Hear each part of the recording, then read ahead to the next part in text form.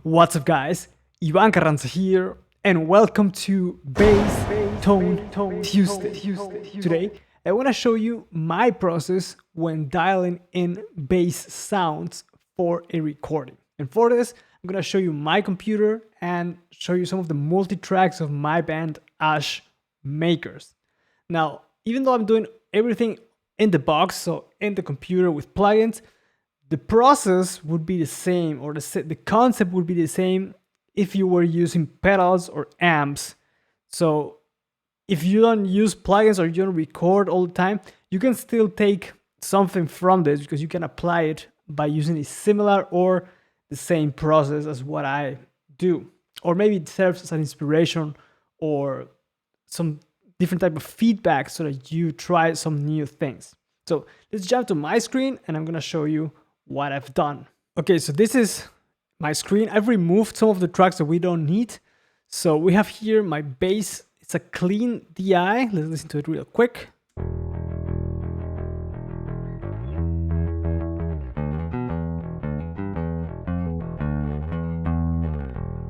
That is my Dingwall Super P, play with a pick and run through my Noble DI set flat. So there's nothing happening there. Then I have the vocals. Working transportation for the criminal underworld. You need no. And of course, those are processed. You know, you have doubles and you have delay and reverb in there. Then I have the drums, which are also processed. Very punchy, wide, brutal sounding drums of my friend Matthias Blazer. And then I have the guitars, which are 4 guitars.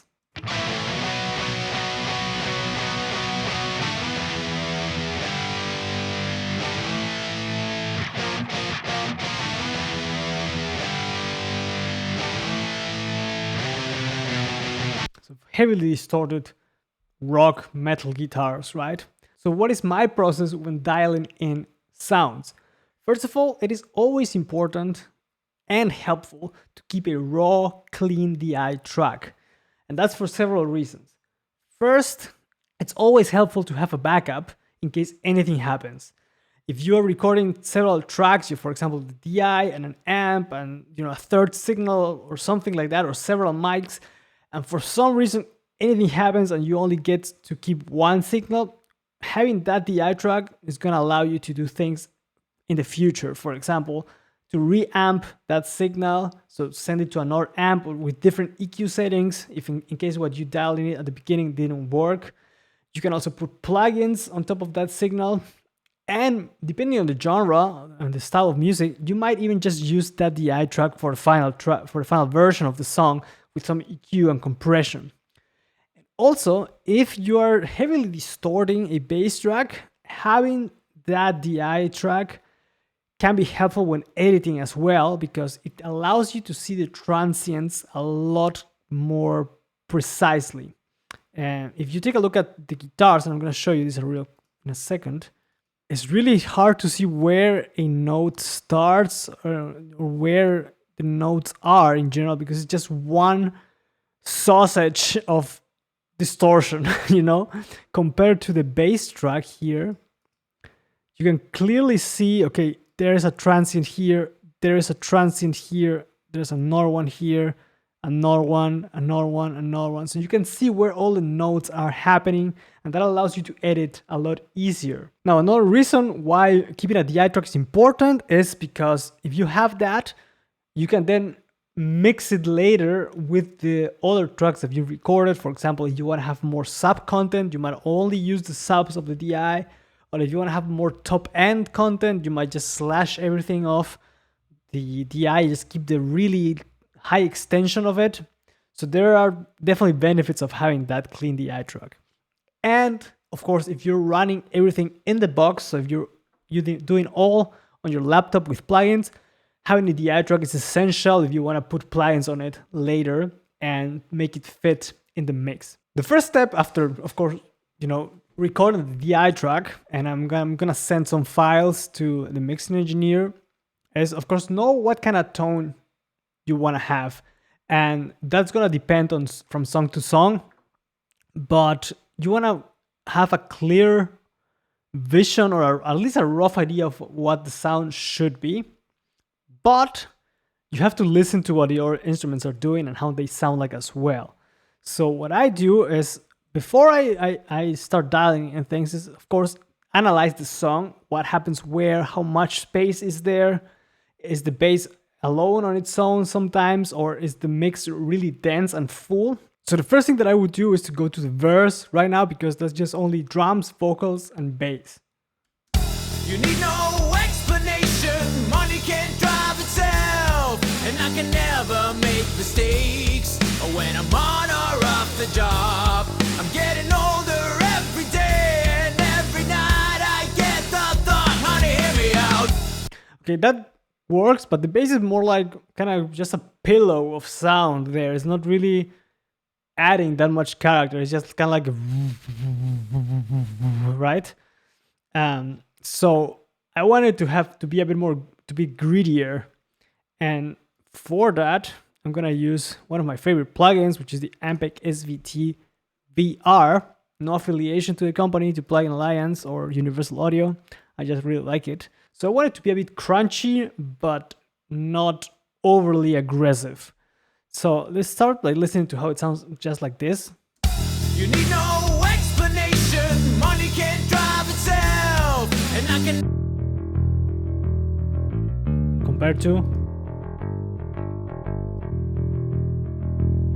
Now it's definitely a lot thicker. It's like really, punching the low end, but it's lacking still definition and some grit, some drive. And also it's lost plenty of mids because of the low end extension that it has.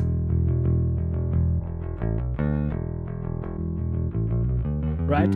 So what I do is I'm gonna turn on the drums, or actually I'm gonna mute the vocals.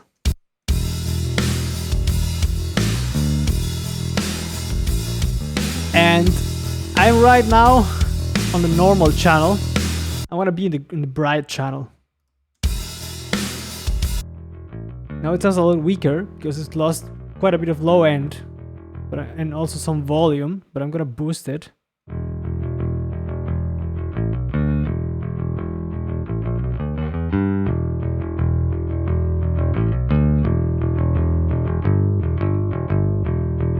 Now it's a lot better.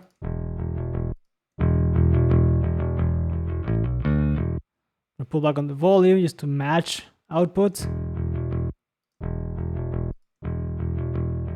It's got more character than without it. Sounds a bit more aggressive. Not too much, not that different.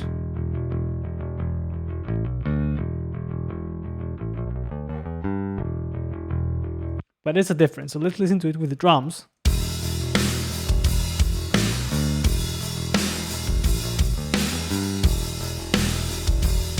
Without now. Now with. Definitely better, but it's still lacking something. So I'm gonna boost some input to drive it a bit harder. I'm gonna pull back on the power soak to even out the volume.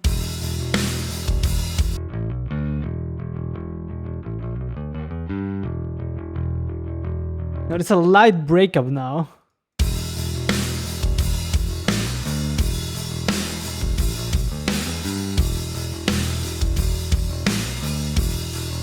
And without.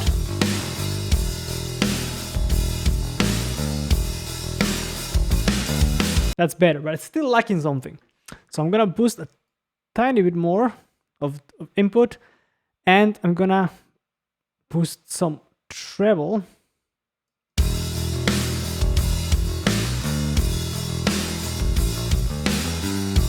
And a little bit of bass. Much better, especially this part.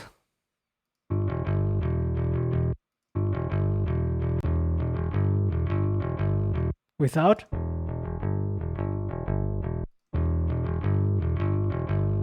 It sounds like it has much more character now. Without.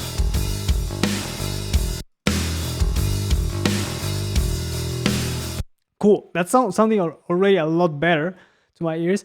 And I'm gonna change the microphone because I know that I liked this one a lot, which is exactly this same mic plus a ribbon microphone. sounds good. So I will leave this signal just like that because it provides a fairly solid, good overall sound for the engineer to work with, because it provides a solid foundation for the tracks. Now I'm gonna add the guitars.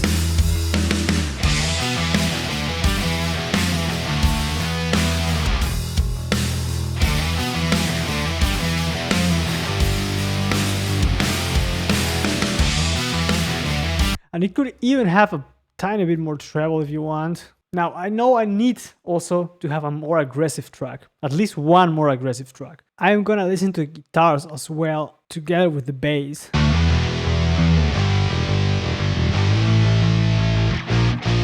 So I want more drive, so I'm gonna boost here the volume. I'm gonna pull back on the soak.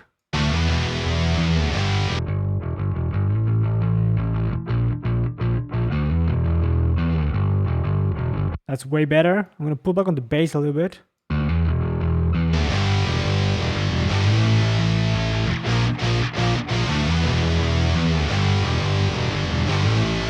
treble boost.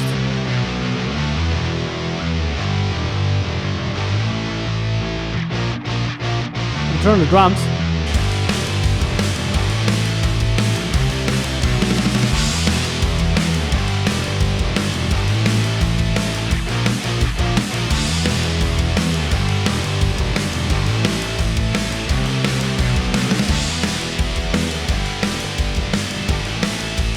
Without it, of course. Now it is definitely louder, so I'm gonna keep pulling back on the power soak.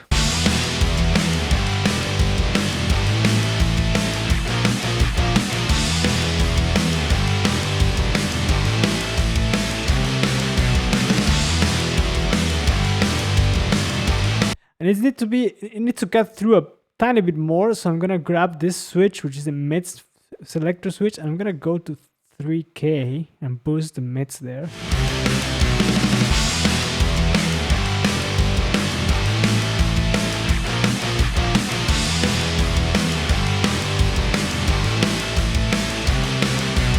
This definitely works a lot better now. So the takeaways here would be to always keep a DI track just in case anything happens. You can use it to edit your performance and to see where the transients are. You can use it to reamp, you can put plugins on it, or you can use it for the final production by applying EQ and compression to it. Then listen to the whole song and think what kind of vibe you want to have for the final track. And then listen to the different sections of the song. Maybe there's one section with less instruments, so you have a lot of space for yourself. Maybe there's a quieter section here. The chorus might be really filled with a lot of tracks. So that allows you to see, okay, in this section, I definitely need to be a bit quieter, not super aggressive. In this section, I need a more of a supportive type of tone, so more lows, not that many highs and aggressive mids. And maybe the chorus, you do want to have that because you have to compete with a bunch of tracks that, stack up as layers for the chorus to be really like, bam, And a cool, I would say, rule of thumb or concept here would be, if you are dialing in something, you're boosting treble, you're boosting bass, or you're compressing or something, let's say you're boosting 10, plus 10 on something, which is fairly, it's quite a bit, and you like that sound, from that thing that you just boosted, pull back a little bit. If you're boosting 10, pull back 3, so you have, plus 7 or plus 5, and that gives some headroom for adjustments later. And usually you like that sound because when you boost something, it gets louder, and we perceive more loudness as being better. So pulling back a little bit after boosting, it's always helpful.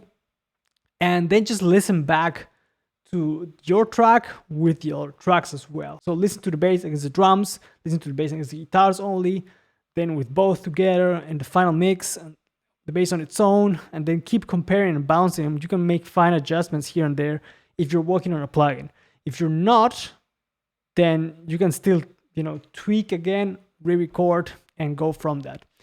Of course, one very important thing is if you're using an amp and pedals to record, I would do the process of tweaking you know, before you record the final performance. So record a phrase, listen back, and then adjust, re-record, listen back, adjust, re-record, because otherwise you might record you know, the whole song and then find out that the sound that you dialed in doesn't work and you have to record everything again and you don't want to do that. So I hope you guys liked this video.